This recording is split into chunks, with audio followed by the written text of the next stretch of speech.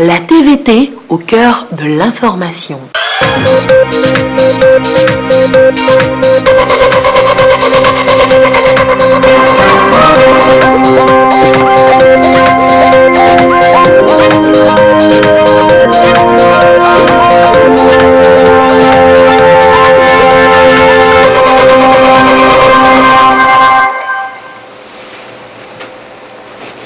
Madame, Monsieur, bonsoir. Il est l'heure du journal sur la télévision togolaise, dont voici les titres. La 138e session du conseil d'administration de l'ASECNA s'est ouverte ce mercredi à Lomé. Les participants vont définir les grandes orientations pour une réelle intégration aérienne de l'Afrique. Et puis le 5e Conseil africain des régulateurs Smart Africa bat également son plein dans notre capitale. Il s'agit d'une rencontre pour parvenir à un marché unique africain pour une interconnexion de tous les pays du continent. À découvrir dans cette édition. Voilà pour les titres. Une fois encore, bonsoir.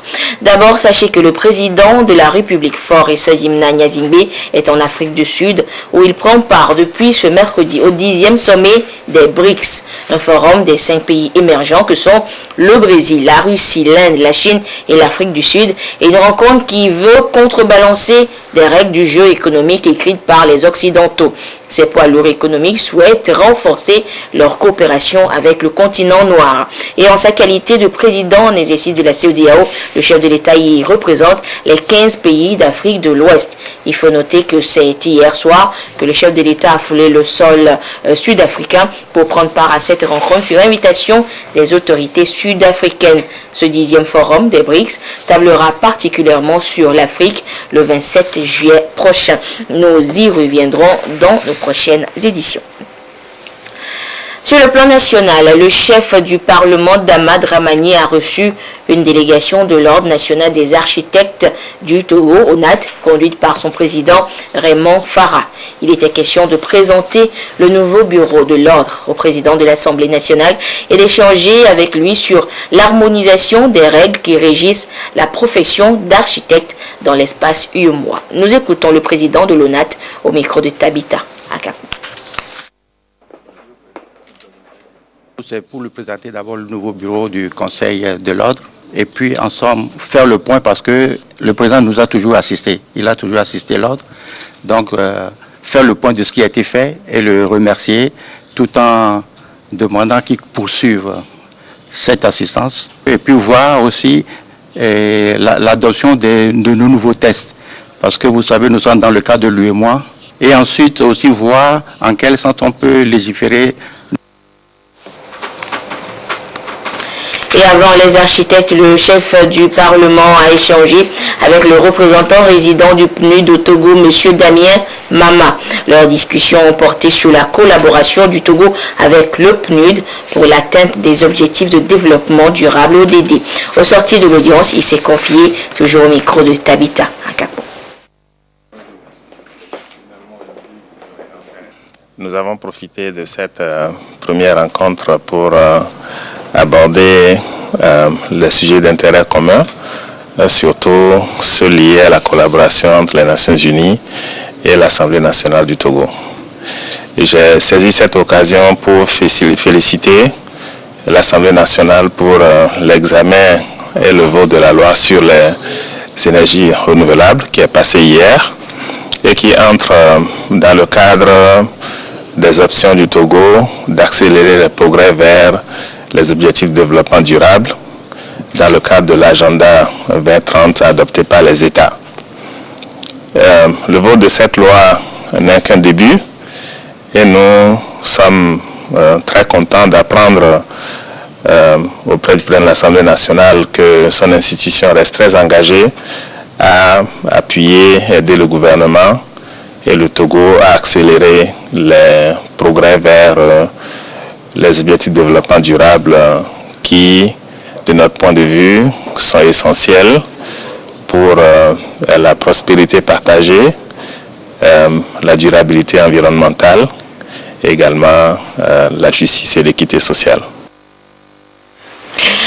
Je vous le disais en titre, Lomé abrite depuis ce matin la 138e session du conseil d'administration de l'Agence pour la sécurité de la navigation aérienne en Afrique et à Madagascar, ASECNA. À l'agenda de cette réunion statutaire, définir les grandes orientations qui vont œuvrer pour une réelle intégration aérienne de l'Afrique et surtout la prise de décision pour faire de l'ASECNA un modèle de gestion coopérative des espaces aériens. La cérémonie d'ouverture avec ce compte-rendu de Yves Agbivivi et Félix Semdacha. Leur rôle est de définir les politiques, orientations et les choix stratégiques et de veiller sur les intérêts de l'ASECNA, l'Agence pour la sécurité de la navigation aérienne en Afrique et à Madagascar, qui tient sa 138e session à Lomé. Un honneur de choix pour le Togo, dont le chef de l'État, Faure Eswazimna Gnazingbe, déterminé à faire de son pays le fer de lance du développement du transport aérien en Afrique, est résolument engagé pour faire de la sécurité aérienne une priorité. Au-delà du transport aérien, il y a le volet sécurité de la navigation aérienne qui est aujourd'hui assumé par la SECNA sur 16 millions de kilomètres carrés. Et l'Afrique, vous savez, c'est 33 millions de kilomètres carrés. Donc il nous reste encore 17 millions de kilomètres carrés à intégrer. Et donc, son Excellence, Monsieur le Président de la République, va à la fois devenir champion pour l'Afrique, mais également champion pour la sécurité de la navigation aérienne, parce que c'est le Togo qui va assumer pendant toute l'année prochaine la présidence donc, du comité des ministres de la SECNA. Et donc, c'est la première fois que nous avons une opportunité politique majeure qu'un pays assume à la fois le sujet du transport aérien et le sujet de la sécurité de la navigation aérienne. L'effort du Togo dans le domaine de la navigation aérienne est reconnu de tous et les défis sont nombreux.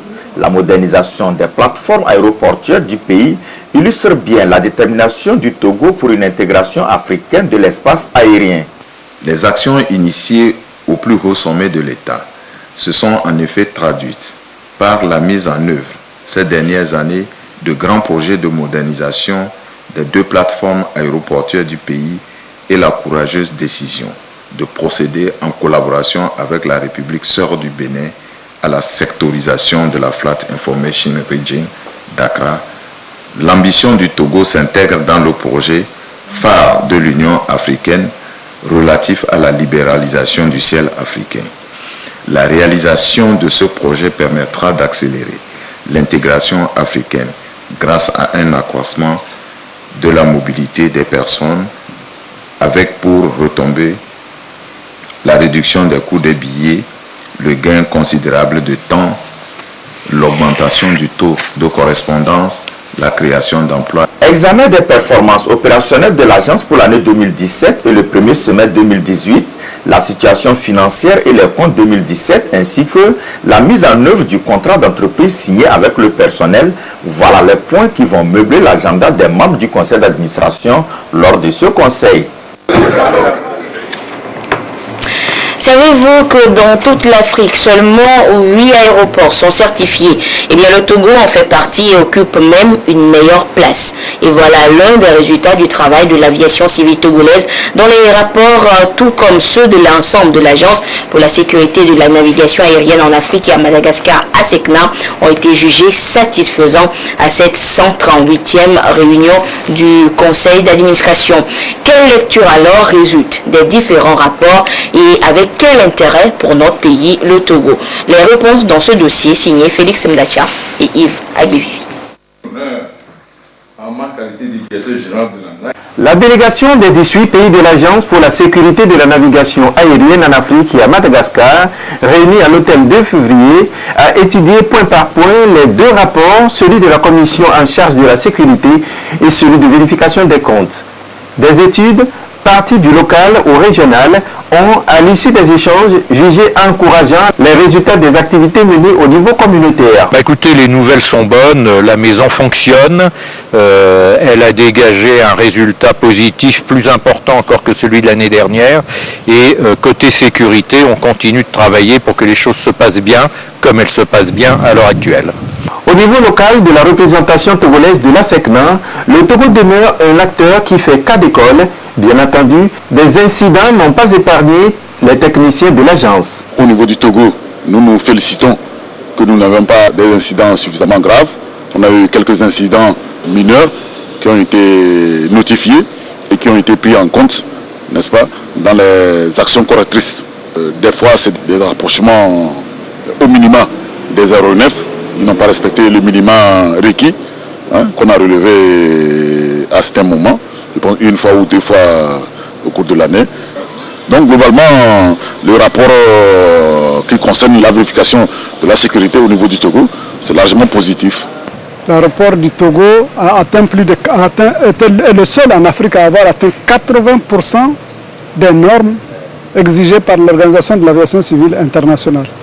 Le professionnalisme des dirigeants, ingénieurs et techniciens supérieurs de l'ASECNA Togo, pour ne pas dire du secteur de l'aviation civile, n'échappe pas aux partenaires au sein de la communauté de l'espace ASECNA. Un professionnalisme, un savoir-faire, un service rendu à cœur joie. Les plus hauts responsables de l'ASECNA n'ont pas cherché les qualificatifs pour honorer le colonel et pilote togolais Dokissim Nyamalata, directeur général de l'Agence nationale de l'aviation civile, et c'est tout le Togo qui est honoré. C'est la plus haute distinction en matière de sécurité de navigation aérienne qui vient d'être décernée au colonel Lata. Le doyen des administrateurs de l'ASECNA, il est administrateur depuis 2002. Et j'ai pu témoigner, étant moi-même de l'ASECNA pendant presque 42 ans maintenant, que le colonel Lata a participé de manière effective à l'amélioration du fonctionnement de l'agence en tant qu'administrateur.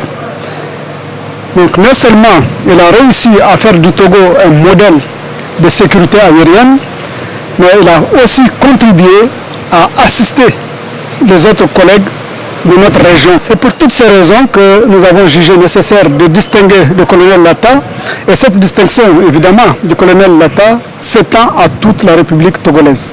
Au-delà de ma modeste personne, c'est plutôt le Togo. Vous savez, ils ont dit que le Togo a fait trop de progrès. Ils ont cité l'aéroport Yassimé Adema, qui est l'œuvre du président de la République, il faut le reconnaître, qui a une vision futuriste pour ce pays. Et moi, je n'étais qu'un artisan, appliquer les institutions du chef de l'État. Et aujourd'hui, par ma modeste personne, ils ont reconnu le travail que j'ai fait. Ils ont parlé aussi de développement nautique exponentiel. Au niveau de l'Ouest, vous savez bien que nous avons été dans le guide de 2016, premier en Afrique. C'est certainement la qualité de l'offre togolais qui demeure au diapason des exigences et défis liés à la navigation aérienne qui ont aussi milité pour le choix du Togo à travers son président à piloter le projet du marché unique du transport aérien MUTA en Afrique. Sur les 55 pays d'Afrique, seulement 8 aérodromes certifiés, dont celui du Togo qui, selon les dirigeants de l'ASECNA, reste le fer de lance pour l'aviation civile du continent.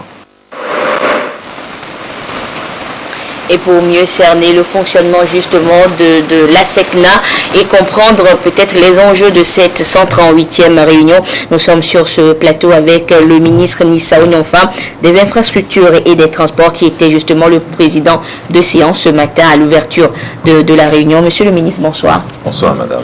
Alors, monsieur le ministre, dites-nous, quel rôle joue notre pays, le Togo, au sein de cette grande institution qu'est l'ASECNA? Merci beaucoup madame. Il faut d'abord rappeler que le Togo, en fait, la SECNA regroupe 17 pays, plus la France, 17 pays africains, essentiellement francophones et lusophones, et plus la France. Donc, le Togo est membre de la SECNA et à ce titre participe à la prise de décision, aux orientations, à la définition de la politique générale de la SECNA. Voilà essentiellement ce qui le rôle que joue comme les autres pays membres de l'organisation. Voilà. Alors, dites-nous, monsieur le ministre, maintenant, quels sont les mobiles qui justifient le choix de notre pays pour abriter les réunions statutaires de la SECNA? Alors, avant de répondre à votre question, il faut dire, madame, que les réunions de la SECNA se déroulent une fois par an. En fait, les réunions du comité des ministres de tutelle, c'est important, parce que le comité de tutelle, c'est l'organe dirigeant, c'est comme le conseil de surveillance d'une entreprise d'État. Alors, donc, ces réunions, ces comités se déroulent une fois par an.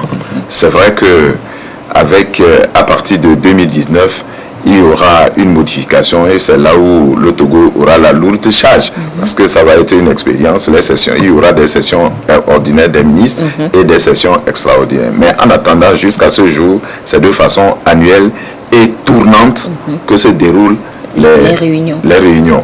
Alors, pourquoi le choix du Togo? Il faut rappeler que c'est depuis 2000 que notre pays a abrité les réunions de la SECNA.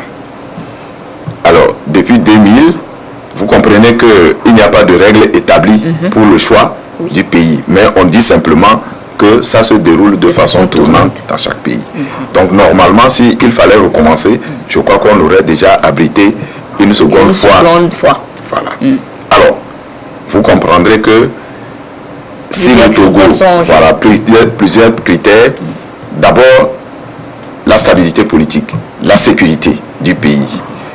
Personne ne peut accepter de s'amener dans un pays où la paix est troublée. La sécurité n'est pas garantie. Donc ça, c'est un élément fondamental.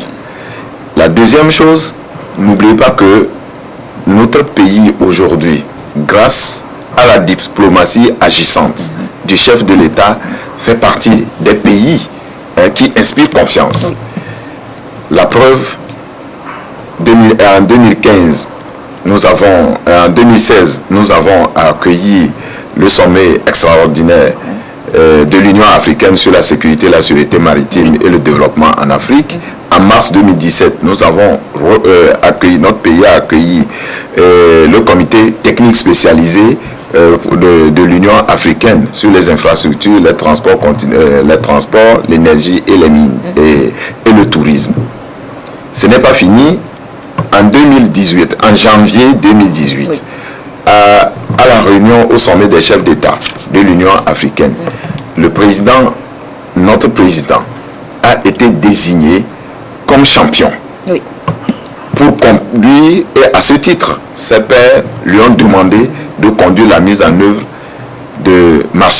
du projet de marché unique de transport aérien en Afrique, qui est un projet phare de l'Union dans l'agenda 2063 de l'Union africaine.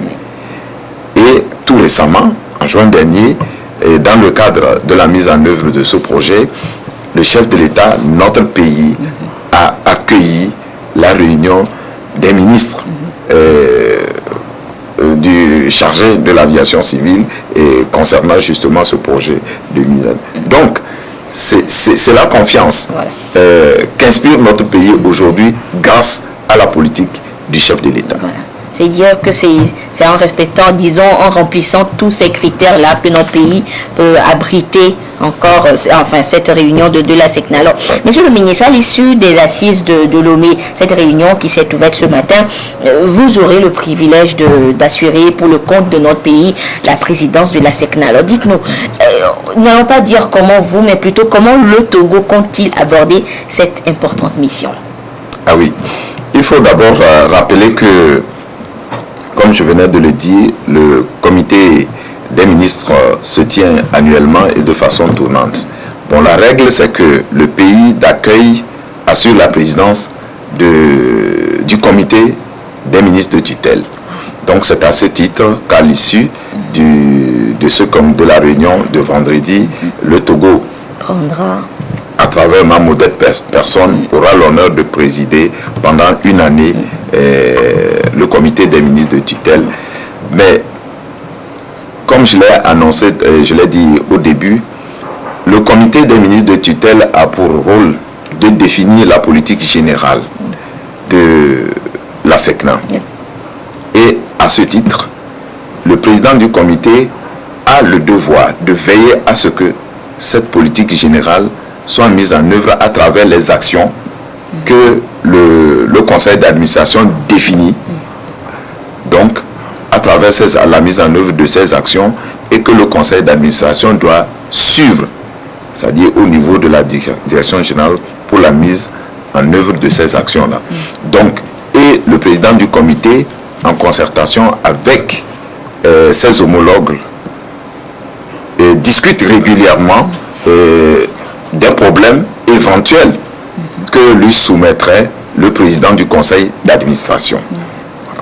Ok. Alors, Monsieur le ministre, disons à l'ouverture de cette 138e session également, on peut dire que notre Togo a eu un bon point par la distinction que le directeur général de l'ANAC, le colonel Nyama Lata, a reçu. Alors, quel est le sentiment? Quel est votre sentiment? Moi, le sentiment que j'ai, c'est le sentiment de joie et de fierté pour tout ce qui a été fait par le Togo. D'abord, par le chef de l'État, avec tout ce que nous savons aujourd'hui, les réformes que le chef de l'État a initiées, surtout dans le domaine du transport aérien. Il faut reconnaître aussi que, c'est très important de le dire, le Togo a fourni de très bons cadres, des cadres compétents à la SECNA depuis sa création. Nous avons un aîné qui est là aujourd'hui. Il a été d'ailleurs cité ce matin par le directeur général comme exemple et demandé à la nouvelle génération de suivre le pas de cet aîné-là. Je voudrais m'excuser de taire le nom, mais ceux qui le connaissent savent de qui il s'agit. Et aujourd'hui, il y a des institutions que le Togo dirige. Et c'est un Togolais également qui est à la tête de cette institution. Au niveau de la direction générale, nous avons des agents d'encadrement supérieur qui sont autour du directeur général. Maintenant, la distinction qui est faite au directeur général de l'ANAC, comme lui-même il a dit, c'est au Togo que cette distinction a été faite à travers la mise en œuvre du programme du chef de l'État en matière de d'aviation civile. Donc c'est ça qu'il faut comprendre. Donc disons que c'est le couronnement des efforts et de la politique du chef de l'État en matière d'aviation civile. Merci Monsieur le ministre, mais avant de vous laisser partir, peut-être un dernier mot. Oui, je voudrais d'abord souhaiter la bienvenue à tous les participants à cette session, et particulièrement à mes homologues qui pour la plupart arrivent demain. C'est un honneur de constater, de relever que pratiquement tous les pays, tous les ministres seront là demain. Seront présents. Ça c'est important. Et deuxièmement, à partir de vendredi, le Togo va assurer la présidence du comité de tutelle des ministres. Mon vœu, c'est que tous les Togolais, partout où ils se trouvent, à travers leurs prières, à travers leur soutien de toutes sortes, nous accompagnent pour la réussite de cette mission. Parce qu'il ne faut pas voir la petite personne de nos femmes, mais il faut voir tout le Togo. Et le résultat, à la fin de l'année 2019, sera le résultat du Togo. Voilà, ce sera un résultat commun. Merci Monsieur le ministre, et déjà nous vous souhaitons bonne chance pour ce mandat à la tête donc de la SECNA. Et nous poursuivons cette édition et sachez que ce matin a été ouverte la 5e réunion du Conseil africain des régulateurs. Cette réunion vise à permettre à un marché, à parvenir à l'établissement d'un marché unique africain afin d'assurer une interconnexion entre tous les pays de l'Afrique. Les précisions avec Fafa Dalmeda et Patrice Bocon. Le marché numérique en matière de technologie et télécommunications est désormais une réalité en Afrique. Du Rwanda en 2013, en passant par Addis Abeba, l'Alliance Smart Africa est lancée pour améliorer considérablement l'accessibilité des technologies d'information et de communication, en particulier le haut débit Internet en faveur des populations. De clearing house, c'est-à-dire une interconnexion continentale au niveau de la téléphonie mobile et de la téléphonie fixe pour faire en sorte que nos appels ne transiteraient plus par d'autres pays, mais transiteraient essentiellement au niveau de l'Afrique.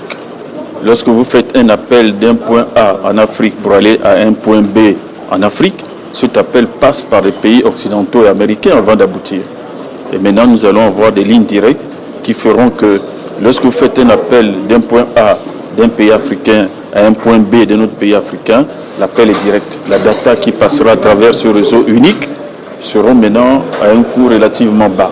À Lomé, il sera question pour le Conseil africain des régulateurs des 24 pays présents d'évaluer l'état d'avancement de ce projet et relever les défis qui s'imposent. C'est un projet qui est très ambitieux, c'est de dire que l'Afrique doit être une et que les communications au sein de l'Afrique devraient pouvoir circuler dans un ensemble uni. Et donc pour cela, il faut plusieurs éléments, notamment améliorer la réglementation, l'harmoniser, mettre en place une chambre de compensation unique et puis réfléchir aux services qui pourraient être mis en œuvre sur le continent. Les communications électroniques et le numérique doivent jouer leur partition dans l'intégration africaine. Et donc, comment faisons-nous cela? Vous savez que les régulateurs ont la responsabilité de la mise en œuvre de la politique sectorielle, en tout cas de la régulation du secteur. Et donc, tous les régulateurs africains se réunissent aujourd'hui à Lomé, justement, pour réfléchir à ces questions et apporter des solutions concrètes que nous, membres du comité de pilotage de Smart Africa, pourront examiner par la suite. La réussite totale et parfaite de ce marché unique numérique contribuera à combattre le sous-développement et l'interdépendance communicationnelle de l'Afrique.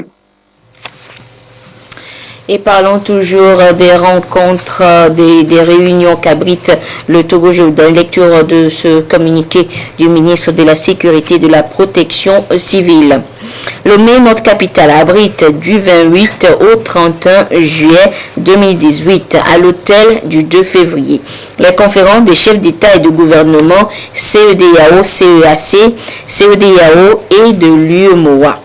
Un dispositif de sécurité sera mis en place pour la circonstance afin d'assurer le bon déroulement de ces grands événements.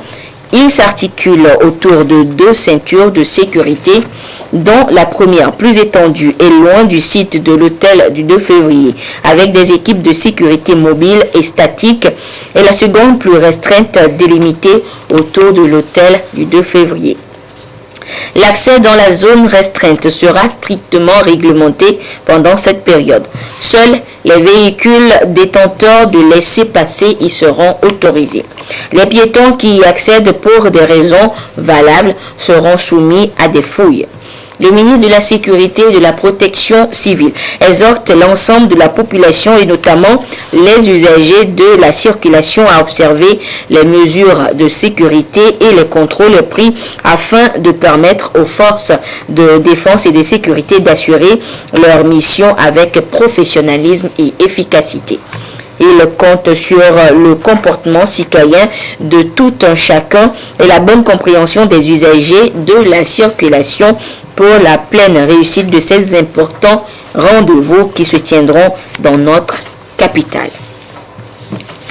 L'auto-emploi à travers l'entrepreneuriat des jeunes au Togo participe de jour en jour à la réduction du taux de chômage et de la pauvreté. Et parmi ces jeunes entrepreneurs, certains ont reçu l'accompagnement technique et financier du FAYEJ et du PRADEP.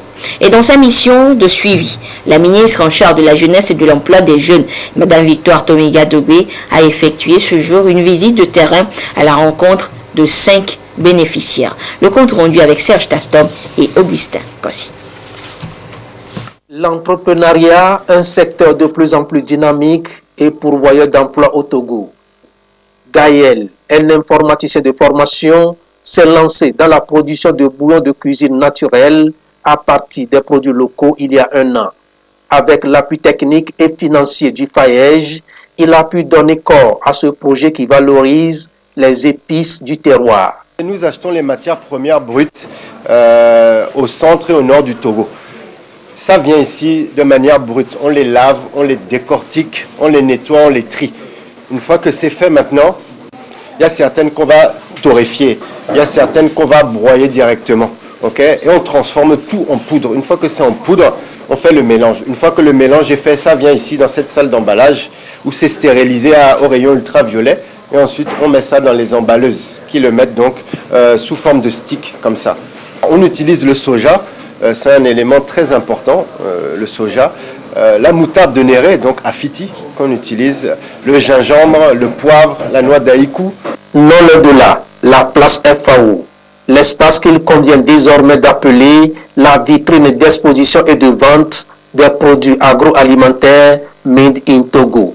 Akpene est une passionnée de la restauration. Le prix meilleur entrepreneur 2017 du Togo dans la catégorie des petites entreprises. Grâce au programme d'appui au développement La Base Pradeb, elle a créé ce restaurant. J'ai eu un premier financement de 2 millions que j'ai remboursé. J'ai encore pris un autre financement de 2 millions que j'ai remboursé. Maintenant, je suis en train de solliciter un troisième financement. C'est avec le financement là que j'ai pu commencer mes activités de restauration. Et en termes d'articles, nous avons 5055 articles, tout ça venu de 83 unités de transformation. Et ce qui est intéressant, c'est que parmi les unités de transformation qui vendent à la vitrine, nous avons plus de 80% qui sont des jeunes transformateurs du FAEJ et du Pradeb, et également plus de 75% qui sont des femmes transformatrices. Autre cas de réussite entrepreneuriale, Vidjro Komlan. Il est promoteur de ce bar-restaurant, un succès acquis grâce également au Pradeb.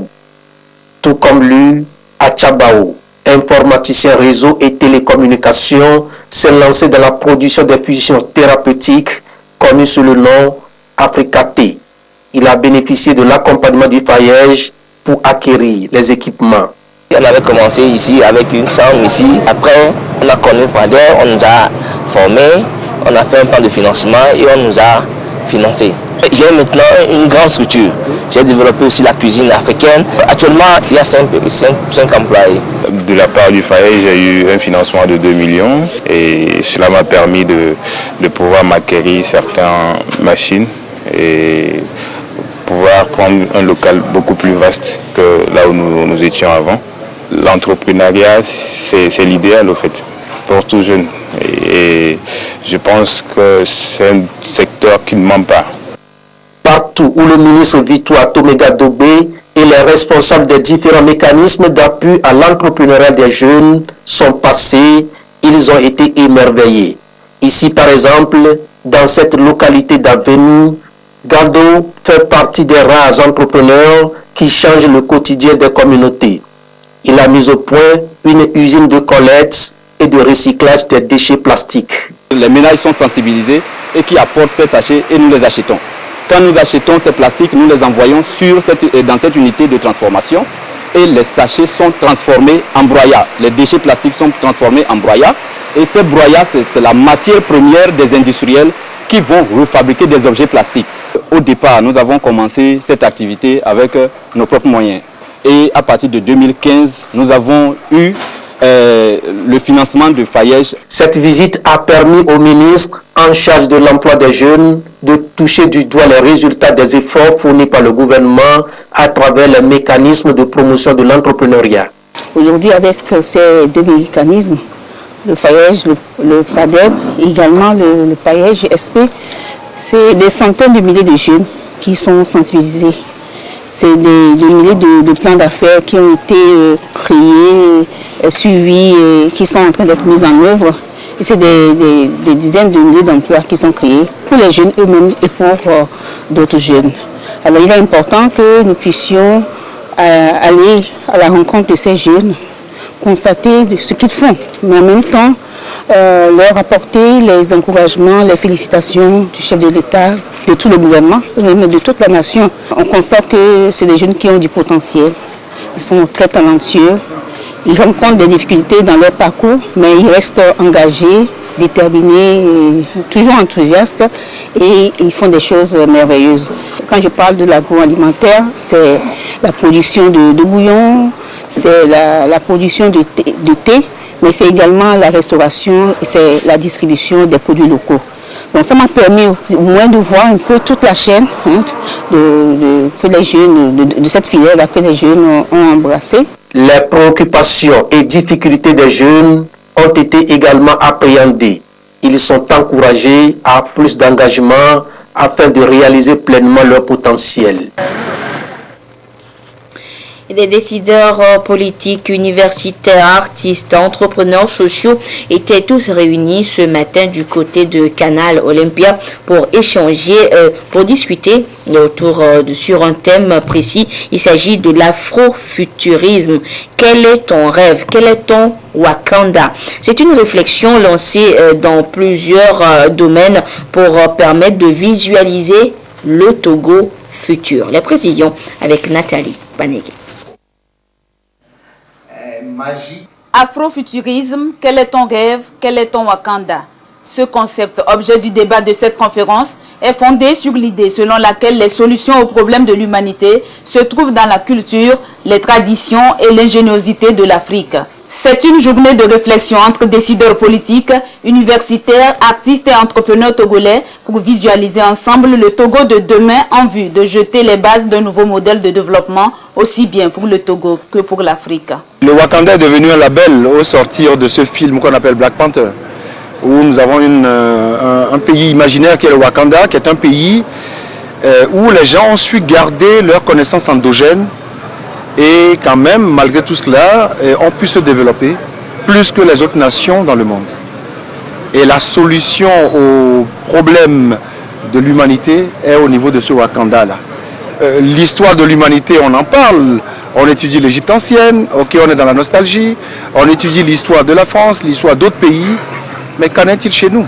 À travers plusieurs panels, différentes thématiques vont être décortiquées, notamment la contribution des systèmes politiques institutionnels dans l'Afrique traditionnelle à un équilibre social dans une Afrique future.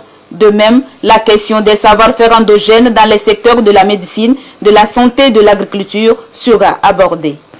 Dans le film, Wakanda possède le génie, le leadership et le savoir-faire technologique pour sauver le monde de la destruction.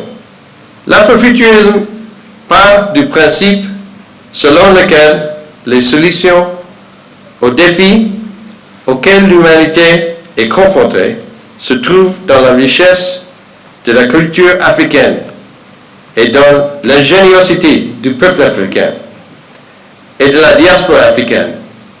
Selon le ministre Guy Madje Lorenzo, parrain de ce grand rendez-vous, la culture occupe une place de choix dans les stratégies de développement et se trouve aujourd'hui au cœur du développement.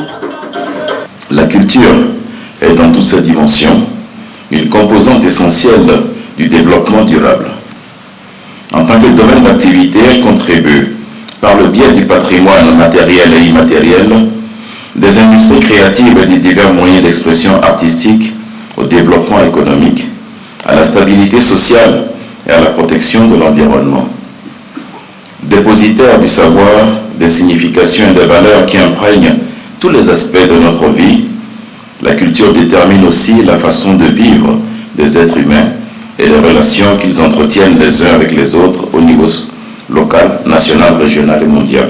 Cette conférence débat qui met aussi l'accent sur la religion, la solidarité africaine, l'architecture et l'urbanisme prendra fin avec la projection du film Black Panther. Et voilà, ainsi se referme cette édition. Mais avant de vous quitter, sachez que nous vous rappelons que le président de la République, Forest Zimna Nyazingbe, est en Afrique du Sud où il prend part depuis ce mercredi au 10e sommet des BRICS, un forum des 5 pays émergents, le Brésil, la Russie, l'Inde, la Chine et l'Afrique. Et le chef de l'État, en sa qualité de président en exercice de la CEDEAO, il représente donc les 15 pays membres, les 15 pays de l'Afrique de l'Ouest, et il participe sur invitation des autorités sud-africaines. Voilà, fin de cette édition. Merci de votre fidélité à la télévision togolaise. Au revoir.